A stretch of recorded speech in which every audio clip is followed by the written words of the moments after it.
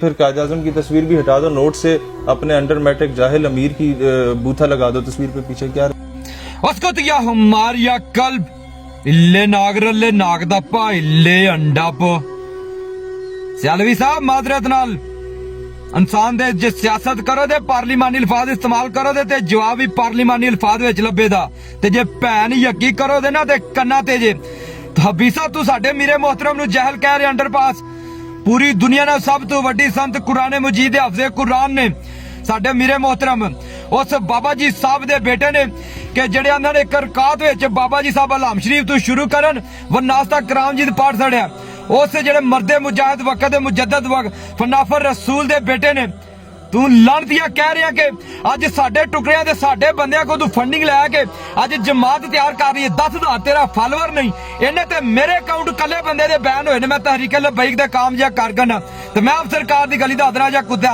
तू आने तनहाइयां नहीं तुहाडियां पाक मैं तेनू ओपन चैलेंज करना। मेरी वीडियो भी मौजूद रहनी है नेट ते जिस टाइम मर्जी आ जी आने काबे दुआ विचों बंदा फिर एक ही आएदा। तू ये हलफ देना कि तू सारी जिंदगी शराब नहीं पीती, ठीक है हलफ देना तू। मैं हलफ देना मैं सारी जिंदगी शराब नहीं पीती। एक मैं आम जिहा कारकना TLP दा दुनियादार बंदा वा। तू की सानू समझिया सी एवें आ? तू की समझिया कि असीं आपे आए आ? हबीसा इंसान दा पुत्र बन सियासत कर सियासत जातियात ते हमले ना कर ते जे जातियात ते हमले करने नहीं ते अगर टुर के उन्हीं जड़ा चंगा तेनू अजे तक कहीं दा किसे ने जवाब दिता। तू की मैनू समझिया कि मैं सुते आ गया TLP विच पूरी दुनिया ते खौफ तारी है ते मैनू रब दे बलिया ने आख्या TLP नाल जोड़ ए मिशन नाल जोड़। ओ मुनाफका तुसी आंदे हो बाबा जी साहब नू मन्ने उन्हां दे बेटियां नू नहीं मनदा तुहाडे तू वड्डा कोई मुनाफिक हुण है। मेरे बाबा जी साहब ने अपना लोया आप मनाया है। हाँ जी हाँ मेरे बाबा जी साहब नू तुसा मन्निया नहीं मुनाफका तुसा मन्निया हुंदा ते बाबा जी साहब ते 30 साल जुल्म होया जेल दे विच 6 महीने दी कैद ना कटदे मजदूरी दी हालत विच। बाबा जी साहब दे 5 मिनट थल्ले नहीं बैठ सकदे 6 महीने किंज बैठे ने मालकां भाई रखिया सर्दियां दी या ठंडा रातां विच उन्हां दी रजाइयां गिलियां कर दित्तियां गईयां ने।